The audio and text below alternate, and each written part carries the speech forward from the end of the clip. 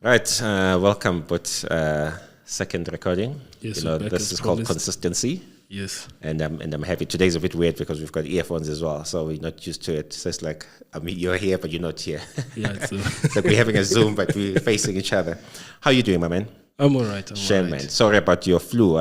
You're not feeling well. You said on Friday. From Wednesday to Friday. What happened? Are you safe, by the way? Do you need a mask or something? No. I think I'm safe. It was not severe at all. It was not severe. I just pumped myself with some antihistamines, that's etc., good. and it was solved. That's quite perfect. quickly. Yeah. That's perfect. You know the funny thing with when during COVID, it was that people believed that the mask would protect them from getting COVID. So the people that were fine were the ones that would wear the mask religiously and like sometimes they wear double the mask, thinking that, it will stop the germs from coming in. Yes. But, it doesn't work that way. What kind of antihistamine were you taking? I took Allergex. Allergex is what Okay. I took. I also took some Corenza C. I just took a whole bunch of things and I went to bed. I was feeling better the next day. Yeah, it knocks you out, that thing, allergies. Yeah. It Yeah. flattens you out. Like you wake up even the next day still feeling a bit Yeah, groggy. I did. I woke up not feeling too good. Yeah. But it was done by the middle of the day. I know that's cool. Anyway, welcome again. Inside Modern Wellness Podcast. Today is our second fancy recording in a fancy studio. And we call it consistency. We've said for the next 10 episodes, we just want to produce. And then after that, we start looking at more sophistication around how we market it. And, obviously the vision that we set down and put for the podcast. We'll have guests as well. There's someone on mental wellness that I want us to bring in next time. But we'll see which podcast it is. We are on 17 views on YouTube. So we're doing well, brother. 3 more views and we'll have reached our target. Yeah. So we're doing great. We're becoming celebrities. So it's interesting when when it comes to this thing on YouTube about views. There's scammer websites where people buy views because in some industries, unlike us, in some industries, views means currency. So if it's a music video, the number of views you get means, somehow you can cheat the algorithm and get more, when it comes to the monetization on YouTube. And people do that. There's actually they call them view farms where people have, there's a setup of like thousands of phones and they, you pay them to play certain, your whatever you have online. Or stream platform, it's called stream farms actually. So you have stream farms where people can even if it's music, they can stream the music and make it look like it's it's played a lot and it's popular, and when it's not popular. So it's a funny thing, this view business. Yeah, I've heard Drake does that or something. Is that? I've heard that Drake does that. I would not be surprised. I would not be surprised. So anyway, so for us, we want the real views. We want to see, the growth. So if we get to 20 this time, we're happy. Yeah. And then over time, we will see the growth. But interesting, man. You had flu, and I just thought to myself, we come from an era of COVID, where COVID was like the scariest flu, and it brought out interesting elements of people. It brought out, everyone became a researcher, by the way. And one of the most popular phrases was, I did my own research. And when someone said that, I always looked at them and I'm like, okay, what was your sample size? What were you finding? What was your methodology? Because you've probably done research. You've done an honors degree, so you've probably done some form of research. And you know how so complex and sophisticated it gets. So you can't just claim that you've done your own research and you know more about COVID than the scientists that are. Yeah, contextually, there's a lot to understand about what you're reading and to fit it into the broader picture. But I think it's good that people are inquisitive and are willing to understand what's going on. It's better than them not doing it, but there are some drawbacks. I think it's better that people do try and figure out what's going on. Do you think that smart people that misunderstand information are more dangerous than people that actually don't read at all? People who are accredited, who misunderstand information, I think, are a bit more dangerous. But I don't think we can get on them too hard. Well, some people, it's their intent is nefarious, but some people just simply see it in a different way, and that's okay. Yeah, we don't all have the answers. But in science, don't you think that because a lot of medical research is scientific, don't you think that there is always some inclination to some evidence? It may not be crystal clean. It may not be.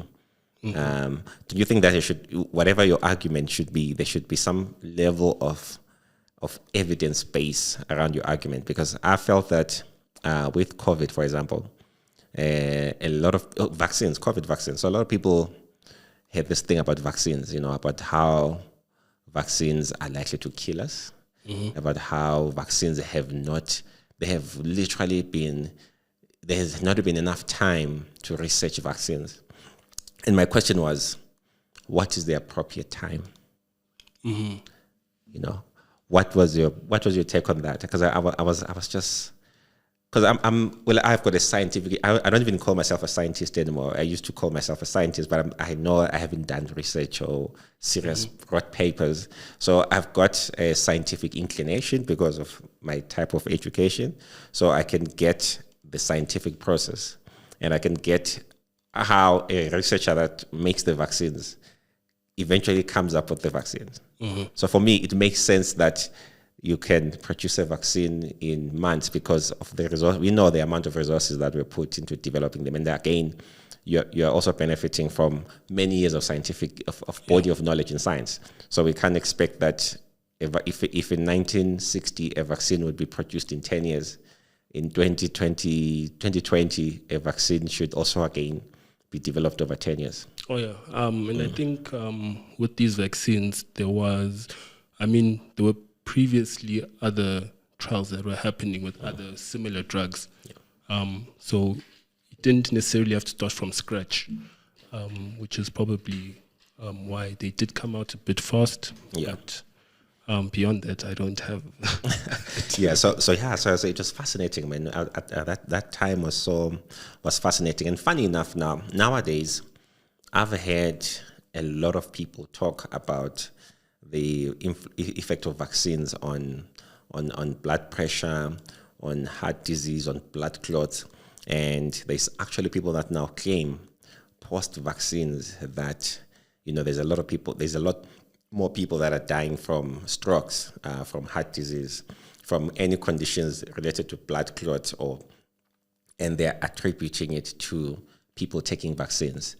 You work in the health sector. Do you see a lot of that? Is there an abnormally high number of people that are dying from, clot-related disease, strokes, heart disease? In my experience, what I saw was a bit more people having neurological issues, like Guillain-Barré syndrome. Yeah. Can you just tell us more about Guillain-Barré syndrome? Yeah, so quite a frightening condition. Yeah, it's an autoimmune disorder. So essentially, your body is fighting itself, and it causes damage to your nerves, and it affects your respiratory system. It affects your muscles, etc. So you might quite severely, if you are affected, you might be on a ventilator, and then you might not be able to move very much, might be able to blink, move your head, and then essentially as your rehab progresses, you get back the ability to breathe, etc.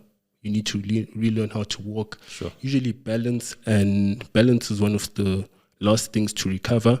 Sure. People don't always make a full recovery, but there is a possibility to make a full recovery. And then also you see that in the fingertips, etc., and in the toes, is where you also are lost to get sensation back. Sure. But that's all I've seen from my experience. Other conditions, I can't say. Yeah. I can't say much on that. It's hectic, man, because I know a guy that was a cricket player. I think he was one of the junior cricket players in South Africa, and he had gotten a contract, I think, in county cricket in the UK, and he had a stomach bug or a flu, but it triggered Guillain-Barré syndrome, and he was completely paralyzed. Completely paralyzed, and doctors say it takes a long time, so at least 2 years or something of recovery. Yeah, hectic, man. Sure. So yeah, it's so it literally shuts down your nerves. Other than your brain, the whole of your nervous system is literally affected. Yeah, pretty much. Hectic. Yeah. It's a crazy condition. Yeah. And in your rehab experience, have you met quite a few people that are recovering from that? The time I was seeing it, a rise in it, I was working mostly in the ICU. So people were then discharged from ICU home usually, and then they would go to a rehab facility. So I wasn't seeing them as part of their long-term rehab. But when they were leaving, they were able to walk with an assistive device. Yeah. So then are you then saying there is no significant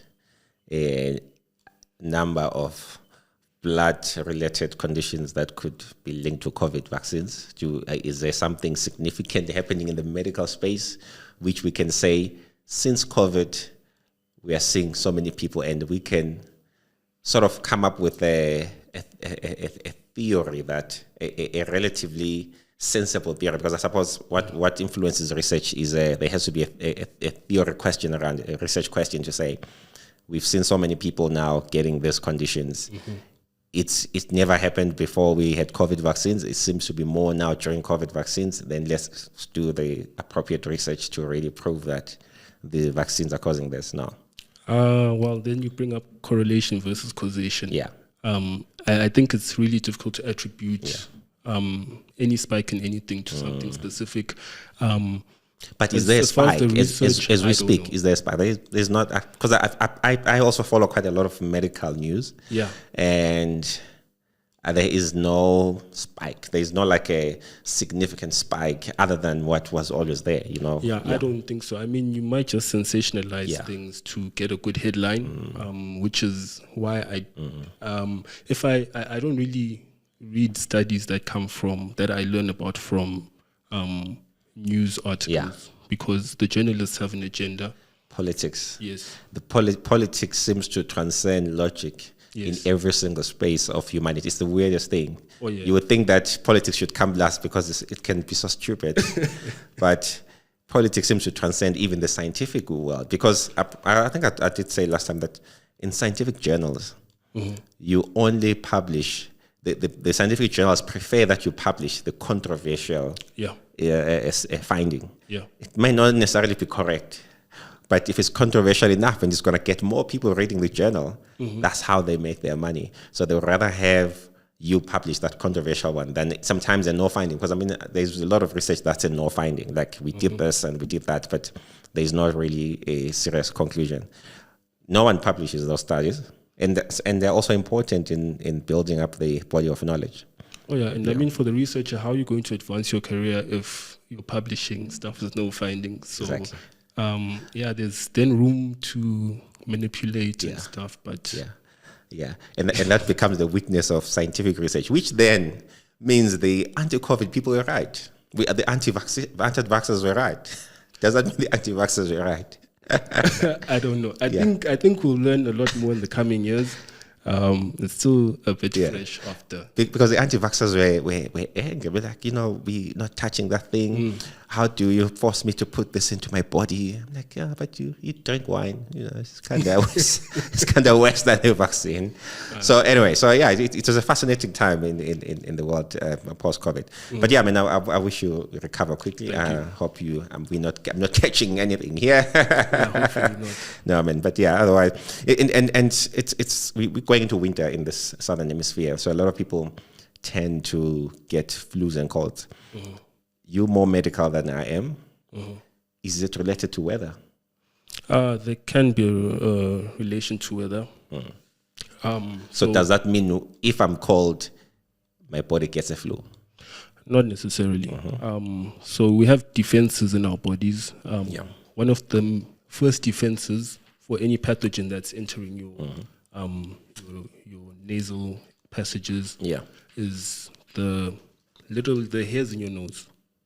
And we see that when there's cold weather, they are less active. Yes. So those pathogens are able then to get further deeper down into your airways. So essentially, that's how cold could affect. Influence. I see. Okay, so pathogens work better when it's a bit colder. They kind of more efficient. They don't have the defense. They don't have the same opposition when it's colder. I see. Okay, so the cold itself doesn't cause the flu or the cold. No. It's the pathogens. And I think that's what a lot of people need to get, because people have this assumption that it's winter, so it means it's automatic that, I'm going to get a flu because the weather causes the flu. Okay, so it's all in the pathogens, which is perfect. Now talking about controversial scientific research, you came across that study around intermittent fasting and heart disease. I fell down when I saw that study. And I don't know if the shock was how ridiculous it sounds, but it's also how much traction did it pick? Like it really picked so much traction worldwide. Like everyone was talking about it. What's your take on the study? How was it done? Maybe you have a little bit more information on how the study was. So the study is titled "The Association of 8-Hour Time Restricted Eating with All Cause and Cause-Specific Mortality." Yes. So essentially what they're looking at in the study is how your eating patterns with respect to the window of the number of hours you eat a day. Okay. So intermittent fasting. So intermittent fasting, you have different protocols. Yes. You eat only 8 hours a day. Yes. So basically a system of fasting. Intermittent sometimes can be such a big word, but it's another way of just fasting. Yeah. Like what kind of protocol of fasting are you going to use? That's intermittent fasting is one of those. Yeah. So they wanted to find out over the long term how this might influence disease and death. And the finding of the study is that people who have a feeding window of 8 hours are at a higher chance of both death and cardiovascular disease. So this was done they took a sample of, there were over 20,000 people in the study. And so these are longitudinal studies. They're done over a very long period. And there's no intervention. So you get the information and then you let people live and then you follow up at certain intervals to see how they're doing. Yeah. So you technically have no controls for the study. So it's literally you are living your life. We are just studying how living your life with this particular thing that you are doing influences you, but we're not in control of whether you are actually being truthful or not. No, and that's a major limitation to the study. But I mean, we'll get more into what was wrong with the study, but there are always limitations in studies, and longitudinal studies are some of the lower levels of evidence. If you had a ranking system, it will be closer to the bottom because of these limitations. Why do they keep publishing them then? Is it do they help to maybe influence future research questions that are going to maybe then be used to step up whatever body of work or knowledge that we need to step up? Why do you? Because I mean they are completely unreliable, most of them. Well, why they do them is because it's a resource. I think that's the major limitation. If you want to use a very high quality evidence, high quality study design, like a control trial, that means that you'd have to control certain aspects of the individual's life according to what you want to find out. And this means, so say if they wanted to do a control trial for this, that would have meant that they would have had to have been intervening to ensure that the people are keeping to the 8-hour window over 10 plus years. 10 plus years, which is almost impossible. Okay. And it's very it's going to be very expensive, etc., etc. Yeah. So this ends up being what you pretty much have to use because it's just unfeasible to use a better level of evidence. So that's the major reason why they continue to use them. And much of the medical literature relies on these kind of studies. But some are done better than others. Yeah. But the big issue with this one, in the methods of how they got the information, they had the people do a recall of the past day of eating twice in the first year of the study. And from that, then they grouped them according to what kind of fasting protocol they are using. Yes. And importantly, I think they started in 2013. 2013, I don't think intermittent fasting was that big of a deal. Yeah. So it's likely that the people who they found in this group weren't actually intermittent fasting. Okay. It might have just been maybe a bad day of eating, or they had poor eating habits. So they're not necessarily doing intermittent fasting. And were they getting enough calories in? What kind of food are they eating? Those haven't been, the study's not yet published. Yeah. So those are some of the questions that they should answer. Yeah. For me, I just want to see the sample of people. What other conditions did they suffer from? I didn't see that in the study. What kind of lifestyle were they living? Like, they had obesity issues. What kind of diet were they on? So there's a lot of questions. But then the problem with that kind of a headline is that because it's sensational enough, it's gonna, a guy like you and me who have that critical thought process around these things will obviously look deeper and say, no, come on, there's something here.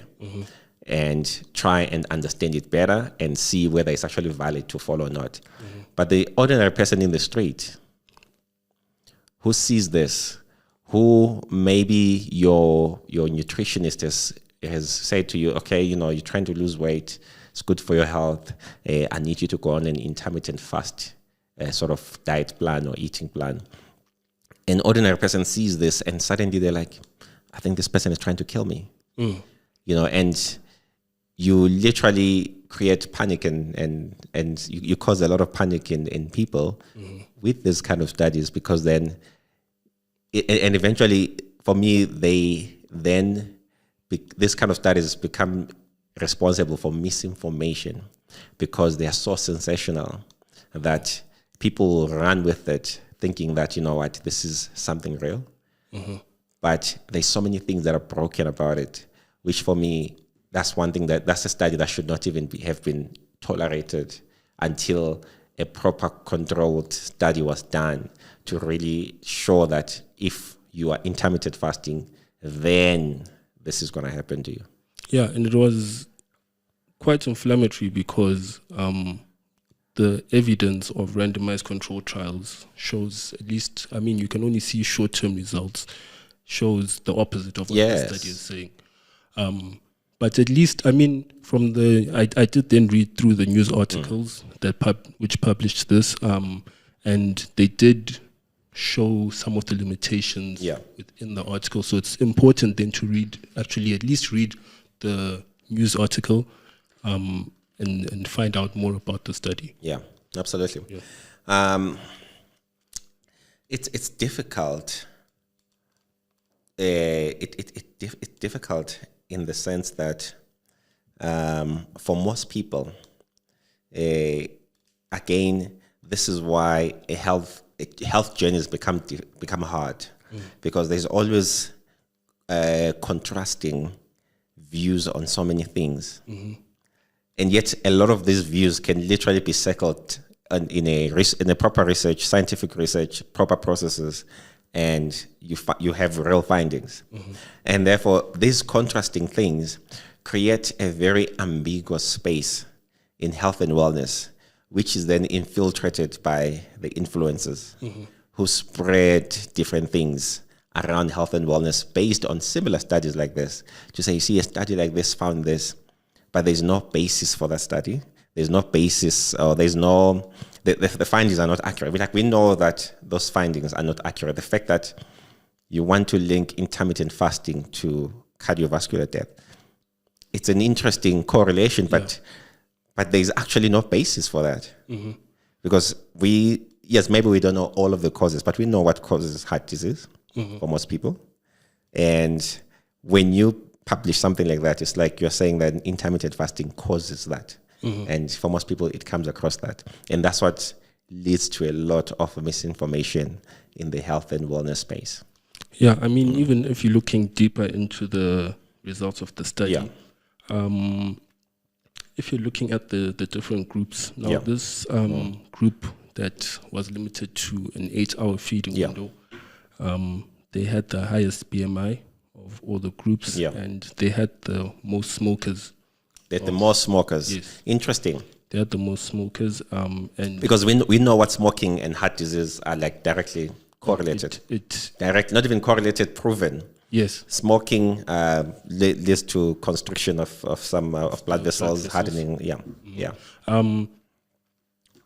Additionally, smoking influences your heart rate and your blood pressure. Yes. Causes an increase by increasing adrenaline, and that means that your heart is working harder. Yes. And it then needs more oxygen. Absolutely. However, what then happens to the actual supply of blood to the heart when you smoke is that it causes constriction of those vessels. Yes. So you don't get as much blood as you need to get to the heart for it to keep doing all that work. Yeah. And that's one of the ways that it leads to heart disease. Heart disease, Yeah. So definitely need to look deeper into studies. But I mean, I think it's very difficult because studies, you can only, it's really contextual. Yeah. So you're looking at everything that they include and exclude in the study, and that's how you figure out what's appropriate to what population, et cetera, et cetera. Should then a normal person out there believe in a scientific study? Should they read scientific studies because they come up with interesting findings like this, which could misinform instead of inform? I think what is a better use of time is to look at perhaps systematic reviews. That's going to be the highest quality of evidence. That's where you'll get, they take a large pool of studies according to whatever inclusion and exclusion criteria they have. And so then they're able to get data from a larger set. So that is probably, for someone who doesn't want to read or studies, those would be probably best. Yeah, because I mean, if you look at humans have generally evolved, if you really think of it, what's the word? The English bundles are shaky. So this thing that we do in society where we actually eat as many times as we do, 200 years ago, that probably was not possible. Because first of all, we didn't have as much food production element as we have now. But back then, we most people potentially ate one meal a day, if not one meal every other day, or two meals a day at most, if they're in a season of abundance. So humans have not necessarily lived on so much abundance of food. I think our systems were basically the efficiency of your human body. You can tell that, we don't really need excessive food other than kids that are growing.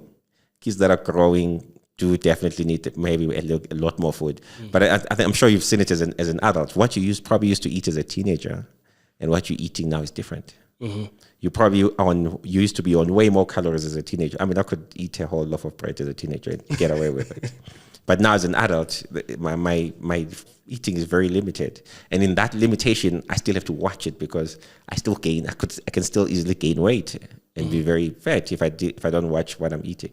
So I think evolutionary, and this is probably my informed opinion, if I could put it that way, evolutionary intermittent fasting is potentially, for me, from how I understand the human physiology, from how I understand how the human body works, is potentially exactly how humans should eat.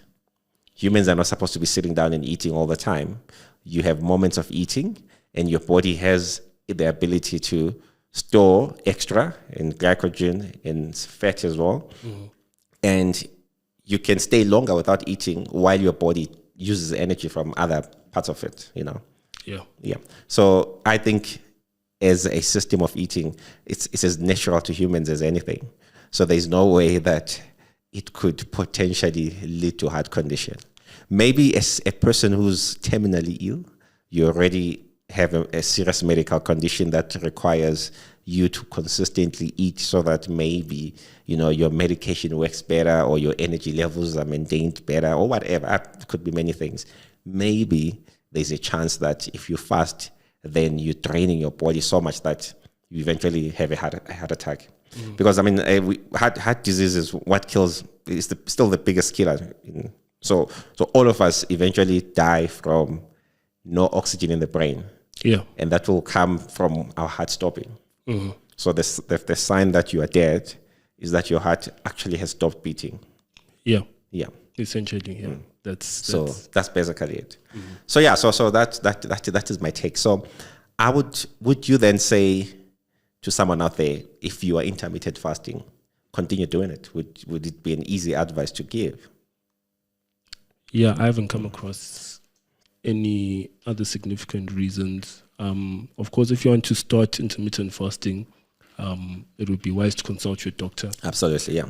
Before you start. And then if the doctor clears you, I don't see any real issue. Absolutely. And by the way, disclaimer, this is not medical advice.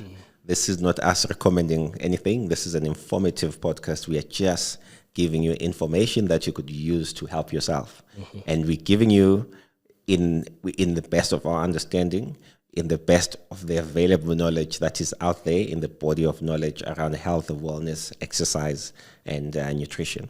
So this is what the purpose of this podcast is about. So we want someone to come and say, yeah, but in the podcast you said we should do this, and then now look at what's happening to me now. Still go to your doctor, go to your nutritionist, and consult. Around fitness and exercise, you know, you could still consult us, but we'll obviously have to take you through a rigorous assessment before we can make decisions around how, you know, you could train, and potentially we could help you on your nutrition as well, because it's part of our expertise. But don't take what you hear here and then apply it in your life and then say, you know, this was what I was told to do. No, we're not giving medical advice. I mean, I think generally what people do get wrong is that they use general information and apply it to themselves. Exactly. I mean, if you're going to perhaps make some policy where it impacts millions of people, then sure, you can use more general principles. But according to, if it's for yourself specifically, then you should really assess and see what is going to be best for you. Absolutely. Yeah. Absolutely. Right, brother. You know, I was online there. I've been following this guy online. His name is Ras Cook. He calls himself the hardest geezer. The man has ran the entire coastline of Africa. Yeah. You said earlier it's about 16,000 kilometers of running. Yeah. And I'm not sure how many, I think over a year, almost a year, right? 300 something days. Yeah, he finished it within a year. 360 something days. Yeah, it was almost a year. Yeah, it was almost a year. How does someone achieve a feat like that? Isn't that you know why I find it so interesting? And I was looking at the guy. Yes, fine, he probably has an athletic inclination, but we know that doctors, especially in this side of the world, whenever you have a needle or somewhere, a niggling somewhere on your body, you have a knee pain, or you know, my ankle's a bit sore, or this and that, the first thing that's recommended to you is to say, okay, you need to get off it, take away the pressure from it. So maybe your knee is sore, avoid running, or you know, avoid walking too much or going up the stairs too much.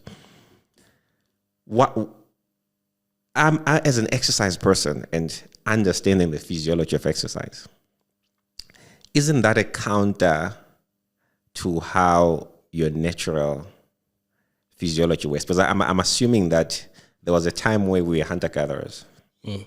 And when we were hunter-gatherers, if your knee was sore, the impala still has to be caught. You still have to go and gather food for you to survive and eat. You still have to chase the lion away. How does that? Why is that in medicine? The first thing that's done is to stop you from being active. Because my assumption is that you could still maintain a certain level of activity, and we're gonna come back to Ras Cook. You can part of your treatment, and I see some physios are actually kind of doing it, where you're maintaining a certain level. They want you to maintain a certain level of physical activity around your injured part, but obviously with a little bit of support, because as long as you maintain physical activity, your healing is also quicker. Well, you'd want to appropriately load. Yeah. So that means you might not. That means you're not. In most cases, you're not going to completely stop activity. I do see a problem if it's perhaps impacting bone. Yeah. That you might want to completely stop any activity. But especially, with tendons. Yeah. The way tendons. The way tendons heal, you definitely want to continue at an appropriate load to keep them working. Yes. So it's definitely dependent on what kind of injury you have. But stopping completely is not usually the best. It's not the best, hey? Yeah. I've always suspected so, but I think I see in more forward-thinking physios that even if you're coming from a knee, like one of my clients had a knee replacement last year, and literally from after surgery, there were certain elements of like start moving already that you were supposed to get up to. And obviously you have support of the moon boot or whatever else you have as extra support after the surgery. You're obviously not going to run a marathon after the surgery, but it's essential. Yeah, I mean, especially in the hospital, there's the protocols are usually to get moving right after operation. Okay, I'm happy. So yeah, we do that. I mean, the earliest person I've gotten out of bed, I think, was about 7 hours after the operation. Okay. On a hip replacement. Yes. And yeah, it's better for length of stay. So you're likely to have a shorter length of stay if you do get moving once the anesthetic has worn off. Yeah. Because why I'm bringing this up is because this guy had multiple injuries along the way. At one time, his back was out. Yeah. I think there was knee pain issue. There was ankle, Achilles at one time, but somehow he continued. What makes someone take themselves through such trauma of trying to run the whole continent? What is it? Because physically, it comes across as impossible, but somehow he did it and finished it. And raised about £1 million, by the way, towards charity, which is also incredible. I could see a guy like that today and say, maybe I could try something similar. What would you say? For a normal guy, what should you do to get to that level of fitness? The guy who used to run almost over a marathon, an ultra marathon, almost every day. Not necessarily days where he had to rest, but almost daily. He would run a semi-ultra marathon, maybe at least 40 something Ks a day. I think, how he started is he felt in his life he didn't have too much that was going too well, and it ended up being sort of something to achieve. Yeah. And he once he started training, for him, he never looked back. Yeah. For the average person, I don't think many people want to put themselves through that kind of stress. It's trauma. Is there someone with like a psychology for it? Like, is it? Do you have to have a mind for it? Do you have to have the body for? Is it the body or the mind? Because I think it's more the mind than the body, because it got to a point where he literally. I remember one day he pooped himself. There was a day where he was running and he pooped himself. Yeah. So when you're running and you get to that point, it means like everything else is just shutting down, and your body is literally just focused on just the next step. Yeah. I think also the amount of resources that he's put into trying to achieve this. Yeah. And he's had prior experience running Istanbul to London. Okay. So he's brought up his fitness to being able to complete that. But it really one of the advices he had, because there was an interview, they asked him a similar question, and he said that people should remove themselves and view things a bit further from where they are right now. So not to have such a focused view on what they want to achieve, but to look at it from a broader perspective. And if you're able to do that, then you can see that it's going to be a long journey. And he's been at this for now 6 years since he started running. It's going to take time. These things take time. And I often think, if you have a goal like that, so say you want to lose weight or so, and you've been gaining weight for the past 20 years, why do you think it would be appropriate for you to lose it all within a year or two? Yeah, because it looks better on Instagram. Yeah, if I use it quickly. But how is it really that fair to expect that of your body when it's been moving in one direction for decades, and then you want to lose it all within 2 years? Yeah, because I'm motivated and I've got a personal trainer. So they have to work. I'm paying money. It has to work. So I think it's a shift from that mentality to being more a lifelong endeavor. I love that. So basically enjoying the process, like submitting to the process. Yeah. Because I think most of us struggle with that element of submitting to the process. I was saying to you that earlier that we want to just get to 20 views. Yeah. 20 views in the world of YouTube, it's like you didn't do anything. But that's what we need for us to keep motivated. We need those small little wins. It's a win for us to get 20 views. Maybe one day we'll get to 100. Maybe one day we'll get to 1,000. Maybe one day we'll get to 1 million. Yeah. But what needs to count is that every other week we are here producing content. Yeah, and I mean, for me, it's doing the research. Exactly. And you send me something, and I'm like, I don't know too much about this, and then I have to go and research it. Yeah, which is good. So that's the process. Yeah, that's the process. If you start enjoying those things, then the bigger goal will come, and when it comes, it's not going to be such a long time you've been waiting for it. Absolutely, man. One of the things about fitness and getting healthy and getting well is that it translates to every other process of success in life.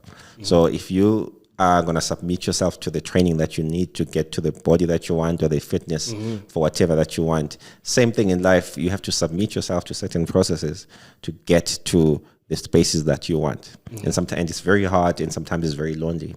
But I think when your mind switches on that, because everyone has that moment where you switch on a gear to become the person that you really want to be. And when you get there, and when that gear switches off, everyone else stops understanding you, because you're no longer the guy that will go every Friday night and get drunk throughout the weekend. You're very deliberate with your time, who you spend it with, what you talk about. So it becomes a very lonely space. And I'm sure that when Ras Cook was out there in running the streets, it must have been lonely. Because yes, fine, he had a support team, but most of the day it's literally him pounding the tarmac on his own. Yeah, I mean, it also gives you time to reflect on a lot of other things. I think you can reflect for 10 days, but after that, it becomes something different. Yeah, I wonder what you're thinking about. I wonder. It's a year of running, but like we love running. I enjoy running. I'm like the worst runner, the slowest, but I enjoy it. Like my 10K, I'll be dying by the time I'm done with my 10K, but I'm like, oh, that was so nice. You know what I mean? But I don't think that if I did it for the whole year continuously in random places, so shout out to Ras Cook, man. That is mentally, physically, it's an achievement like no other, man. So I'm inspired by the guy. Yeah, I think when we hit 1,000 followers, we'll try and contact him and invite him to the podcast. So the idea is that when we become famous one day, we will start inviting famous people. But now we'll just produce quality content and try and put it out there as much as we can. So and then for normal people, man, in terms of cardio training, I mean, we've spoken about other things, and again, we have a bias on exercise, because that's one thing that we professionals in. We absolutely excellent professionals in that. So one of the things around cardio training, or one of the methods that you could train yourself in terms of cardiovascular, a sustainable method, because it's important to find the systems that enable you to stay on and continuously do it for a while. You know what I mean? You want to find exercise that you can do continuously and not falter. Hiking, for me, is one of those activities. Have you hiked? Have you done hiking, brother? I don't know if you can call it hiking. I'm not sure if Modderfontein... It's going to school, yeah? Because you're African. It's just going to school. Yeah, it's just going to the shops. It's just going to the... and if you live in Eastern Cape, it's just going to the bathroom. Yeah. People with their bathrooms across the mountain. Yeah.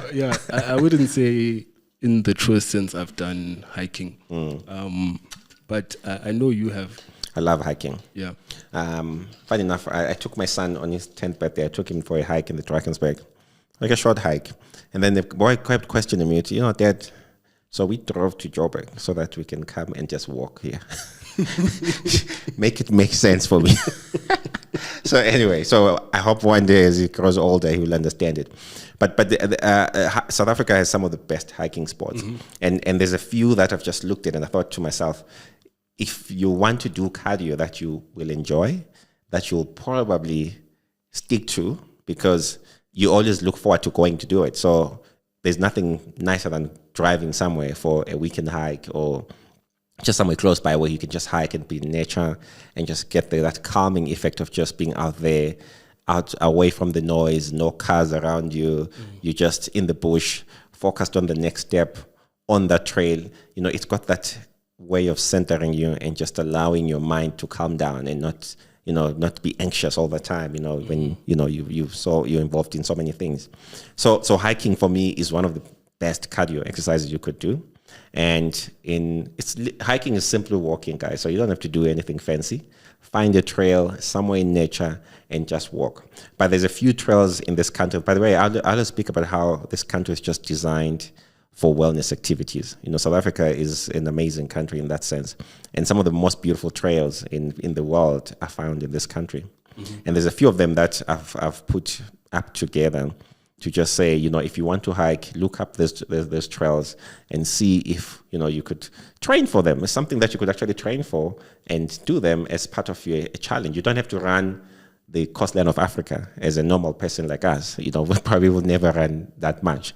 But you could do multi-day hikes, which also can be challenging physically because you have to camp, you have to carry your gear, you have to carry your food, you have to cook for yourself, you have to cross rivers. So in a way, that's a challenge for the mind and the body, which is different to your usual life, but enough to give you that feeling of, I've done something amazing. I've done something amazing. You spend most of your life in Joburg. So in Joburg, there is 2 places that I want you to try out if you really want to get into hiking. The first hiking trail is called Henops Trails. Henops Trails is in the Magaliesberg area, and it's safe. There's 3 different trails there. There's one that's like about 4 Ks, and there's about 3 Ks, and there's one that's 5 Ks, and there's another one that's just above 10 Ks. Right. So in terms of difficulty, I would put it on 3.5 to 4. There's spots where you kind of go up the hill a bit. That out of 5? Sorry? Out of 5, yes. So out of 5. So I will rate them out of 5. So in terms of difficulty, because I think that's the main thing that people look at. So in terms of difficulty, I would say Henops, let's give it a 5. No, sorry, not a 5. Let's give it a 3.5. Okay. Yeah, 3.5 to 4. 3.5 to 4 in the sense that there's nothing technical about it, but there's sports where you have to watch your footing. There's sports where you go on a quite an elongated climb, so you have to watch your footing. As a beginner, a 5K hike is good enough and it's relatively easy. But as you become a more seasoned hiker, you can do like the 10K version, which has even more steps, but it's a very simple and straightforward hike. Beautiful river where you cross when you're done, or at the beginning and at the end. It's a really incredible hike, the Henops Trails. If you haven't done that one? No. Okay. Right.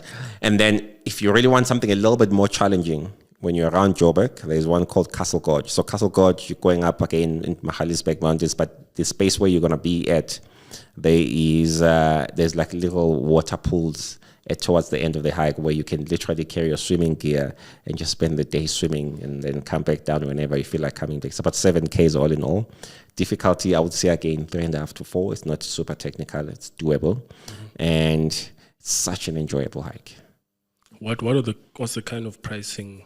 So these ones are cheaper. So Castle Gorge maybe a little bit more expensive. I think last time I went there, it was about $80 to access. Okay. And then Head is also about $80 last time I was there. So it's relatively affordable. About an hour drive from Joburg on average. So it's quite a nice weekend out. You know, you take your buddies, go hike, enjoy some nature, breathe, cardio training. It's absolutely beautiful. Okay. Yeah, and then there is then if you're in Cape Town, I think if you're in Cape Town, the best hike would be Lions Head. Lions Head is the most popular one. It's a great hike. I would give it a 3.5 out of 4 as well. It's not that complicated. Well, I suppose when you get to the top, there's the place where you have to be a bit braver because there's a bit of a climb, but it's a good hike. It's beautiful views of Cape Town. So you want to start with that hike. There's another if you want a little bit more challenging one, there's Skeleton Gorge, which you can do in Cape Town, a little bit more technical in some aspects. And I'll give that one a 5 because if you're scared of heights again, there's parts where you need to be really careful and watch your steps but again, beautiful places. Once you get to the top, the views, man, are just crazy. So those are the hikes I want to challenge you to do. If you want to get into hiking, you need to, if you travel to Cape Town, definitely get especially if you're in Cape Town. I think you can't be in Cape Town and not hike. It's like a scene. It's like a criminal offense there. You have to. I think you need to experience Cape Town if you go there. Yeah. The time I went, I was just passing through. So oh my God! You have to go to Cape Town. Anything. You have to go to Cape Town, brother. Yeah, you have to. Especially before you have kids. That's when you go and do all the things you like. Because when you've got kids, then you always spend it in like kids' places, and then you don't do your own things. And then when you take them, they question you. They're like, hey, why are we coming to walk? Could you just walk outside the gate at home there? So yeah, kids are funny, man. Kids are fun. And then there's quite a few other hikes around the country that are quite ultimate experiences. The one that you should challenge yourself, I think people should challenge themselves on that one, is called the Otter Trail. The Otter Trail is in Eastern Cape, around an area called Nature's Valley. In fact, the spot where you finish off the trail is called Nature's Valley, but it's somewhere within Tsitsikamma Forest. It's a 4 or 5 day hike. You could even do it. You could even do it in 2 days. Some people just want to do it in a rush. But for a normal person like you and me, this is a hike you want to take your time and enjoy. It's not I think the longest day is about 15 Ks. The shortest day is 4 Ks. All in all, you can do it in 4 or 5 days, like I said. And it's in terms of difficulty, I would give it a 3.5.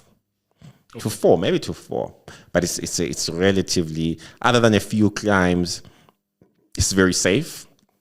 It's relatively doable. It's easier to do compared to other experience hikes, and it's probably the most beautiful hike in South Africa, if not in the world. I still have to hike in New Zealand, by the way. My dream hikes is to do hikes in New Zealand because apparently they've got amazing trails and there's no snakes. That's the most amazing thing there. So we'll have to put up some images. Yeah. I think we'll put up some images with it. I'll just send it to our editor for those hikes. So definitely one has to do the hike in Tsitsikamma, the Otter Trail. It's a 4 or 5 day. You cook your food. There's chalets where you sleep in. It's every single day you have a certain amount of trail that you can do. It's the most incredible, the most beautiful place you will ever be. I've got plenty of images that we're going to post up on our edit. It's such an amazing space. And then the next hike, if you are in Mpumalanga area, it's called the Leopard Trail in the Blade River Canyon. That one is about a day, but you literally hike into that canyon and out. Beautiful, like you literally see the Blade River Canyon like not too far from you. And it's also another beautiful hike that you can do. There's many around. There's Free State. I mean, I think now and then we'll pop in and give people, and you and I should hike soon, so that we can take more video content of the spaces out there and, inspire people to hike. So hiking is a great cardio exercise that anyone can do. Yeah. I think we should definitely do that. And I'm not sure when you say hiking, does that mean that there'll be some significant incline, or could it be quite flat? It depends on the trail. So I enjoy the ones that have the incline, because it means when you get to the top, there's always this amazing view that you have. And you can just sit there, have your snack, talk to whoever you are with, and just be in a moment of just beauty and silence. So a lot of hikes around Gauteng take you up to Magaliesberg, and it's the most incredible views you'll ever get. But you can do a flat one where you're just literally going through the forest and you're just enjoying being in the forest and just being in that moment, and it's relatively flat. And eventually, you know, you do your 3, 4, 5Ks and then you're done. And you haven't exerted yourself too much. And that's a perfect hike for you. Yeah. I think here's an idea. Maybe we can record our hike. When we do it. Yes, when we do it. Yes, definitely. Yes, definitely. I've got a very good one that I want us to do when I come back from Durban. It's called Vegenoeg. And you're going up Magaliesberg. Right. Beautiful views, beautiful space. You will definitely love it. You will definitely love it. Yeah. So hiking is a great, and it's hiking is like walking, and you're walking though with certain challenge. There's some terrain that challenges you. So whenever you go up the hill, you feel your heart rate getting pushed a bit, but you in your mind you don't see it as exercise, because you are literally just going there. You're not like, oh, I'm exercising, I'm on the treadmill, oh, how many more minutes left? No, you're just focusing on getting to where you need to go. So it's good enough as an exercise itself, but absolutely, it could also be the start of something else. Absolutely. It could be the start of something else. And this is why we gave you those good hiking trails that you need to try out. Oh, by the way, we can't speak of hiking and not talk about the Drakensberg. Drakensberg Mountains. That's probably the best hiking. It's the hiking mecca of Africa, if not the world. Everyone wants to come and hike the Drakensberg. Yes, there is in the Cape you have other mountains, but there's something about the Drakensberg and hiking which is just the most incredible experience ever. I've done what you call Tegela Falls hike, where you hike onto the top of the Tegela Falls, which is the second highest waterfall in the world. And you hike on top and you just see the waterfall from a different angle. You can just do a little swim on the river just before the water drops into the waterfall. It's a beautiful view. When you're on top there, it's the most amazing spot. It's the most amazing, and you can camp at night and be in the morning, just see this really beautiful sunrise. What are costs looking like? Yeah, so in terms of costs, so all those travel hikes, by the way, considering travel, whether you're going to drive in or you're going to fly in, rent a car or whatever, with a budget of about 5 to 10 grand, it could be enough depending on the comfort levels you're looking for. Say, for example, I'm driving to the Drakensberg and I'm going to camp. The camping fee is about $100 a night.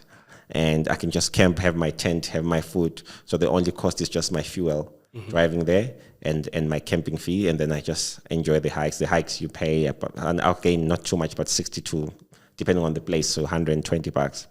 And therefore, from Joburg to hike in the Drakensberg, if I'm camping, I can pay as little as just mostly my fuel really. So my car is a bit of a bigger engine, so you would pay, say, about 3 grand for both ways in terms of fuel. Then plus maybe 1,000 for everything else, including the park fees. Or let's say 2,000, maybe. So that's about 5,000 really. Would you recommend going with someone? Absolutely. You have to. I think especially when you're starting out and you're not sure of the place, even if you're a professional, or not professional, even if you're someone who's experienced, I think going with someone is a great safety measure, because it can happen that you can fall. And what if you fall and you hit something and you can't walk, and you're way up there in the mountains where there's no one? Yeah. So I would definitely recommend that you have a hiking buddy that you go with, or hiking. There's many hiking groups. In fact, there's a guy that I'm in contact with who's a hiking guide, especially if you go to the Drakensberg. So you can contact him and you can join one of his hiking groups that they go almost every week. He's in the mountains. The man lives there. He loves the mountains. It's his life. So you could get that guy. Literally contact him. He can take you literally any trade in the Drakensberg, including one called Mafadi, which is the tallest peak in South Africa. Oh, do you know how tall it is? It's about no. Actually, I'm not sure, but 4 point something, I think. How tall is Mafadi? I think 4 point something. Oh, that's significant. Yeah, I think 4,000 something meters high. Yeah, so it's quite a peak. It's quite a peak. Small in terms of the big amount, with the in terms of the. By the time it's 4, it's a big. It's mountain. A proper mountain. Yeah, it's a proper mountain. You can get altitude sickness. That's where you. If you're going to do that, you need to be well prepared. Well prepared. Yeah. So cardio training, hiking is an excellent form of cardio training. And if you live in South Africa, you live in a country that has all the hiking spots that you could dream for, whether you want to hike in the bush, in the sea, in the rainforest. You have trails in this country that can take you there. Yeah, so instead of looking to go to Thailand. Exactly. Explore here first. You explore this country first. I mean, there's so much to offer here, man. There's so much to offer. Okay, brother. Any more news? I think this is it for today. Yeah. Any takeaways that you have for our listeners? No, not really today. Yeah. I think we've discussed at length. Yes, everything that we needed to. Yeah. Right. For me, as a takeaway, be careful of what study you are reading, especially when it comes to nutrition and health and wellness. A lot of times, studies are sensationalized, but they're not really accurate. So we spoke about the intermittent fasting and how it's so sensationalized, but in terms of facts, it's actually not factual. And always consult with your doctor or any other professional that looks after you medically, because they are the ones that can give you a better direction around certain things. Don't just look at something you found on the internet and take it as gospel. Sometimes it's not correct, but it doesn't mean that you should be an anti-vaxxer because science is lying or whatever. No, science is truthful if it's done right. Science doesn't lie. It sometimes gets things wrong, but it doesn't lie. Yeah. And normally when things are done wrong, it's normally the person that's misapplying the science and not the science itself. So science as an abstract, it's perfect. If done right, it's perfect. But yes, there is some researches that are not solid because, funny enough, like in every other space in the world, there's pressures in the research world. There's also pressures to publish. Yeah. There's also pressures to produce work, and sometimes you've nothing to produce, and maybe you end up producing things that are, become sensational and are not really accurate. Yeah. Are you gonna one day get into research a bit? I think this could be a space for you, a good space for you. No. Okay. There's no money. I like money as well. I'm gonna get more into stay in the entrepreneurship space. But for the sake of ego, I wanna just study. Once all the businesses are self-sustained, I just wanna do a master's and a PhD for the ego part. Just an ego. Yeah, perhaps that's the only time I'd consider it. Just for the ego. Just for the ego, nothing more. Brother, thank you so much, man. It's been a great session. Appreciate you. All the best next week. This episode will be out this coming Friday. I'm going to publish it. I'll be in Durban, but I'll be doing most. I'll still be doing all my work from there. And we're going to publish on Friday. And remember, Inside Modern Wellness, the first episode is still running, so just feel free to go in and watch. We're on 17 views. We're trying to get to 20. So we need 3 more people to watch. If more people watch, even better. And that's for this one, what are we targeting? This one, okay, let's work with 30 views. Yeah, okay. Let's work with 30 views. 30 views. It's perfect for me, bro. Yeah. Cool, brother. Thank you, man. Appreciate it. Inside Modern Wellness, this was us for today. Looking forward to seeing you again next time. Cheers.